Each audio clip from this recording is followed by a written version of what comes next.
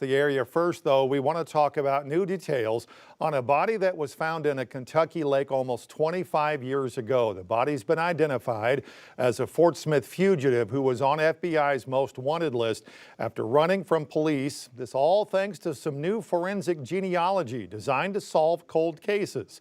5 News reporter Lauren Spencer is with us in the studio now to break down what this case looked like and how investigators got some of those questions answered, but not all of those questions.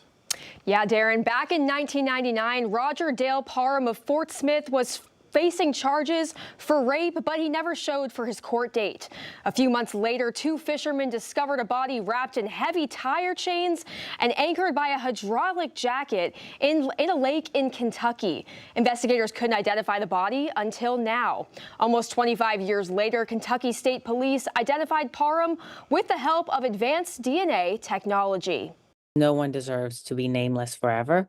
No one deserves to get away with a crime. Kentucky State Police used the help of a company called Othram in early 2023 after many unsuccessful attempts over the years to identify the remains. Othram specializes in forensic-grade genome sequencing, which can contract a DNA profile from minimal amounts of genetic material. It's purpose-built for DNA that is super degraded. We've identified victims from 1881. You can imagine the degradation from that DNA that was outside for all those years. Dr. Kristen Middleman, Chief Development Officer, says Othram has solved more than 1,200 cases since 2019. We're able to infer the person's identity, give that lead back to the investigators.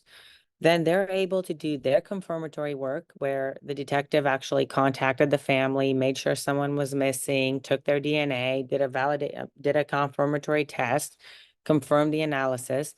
And at that point, they're able to start the investigation. She says it took them only a few months to get these results. Now that they've identified Parham, they have more information to now investigate the cause of death. This person was found at the bottom of a lake, chained up and weighted down. So obviously he didn't put himself down there. So how can you even start to investigate that? No one was looking for him to be an unidentified victim.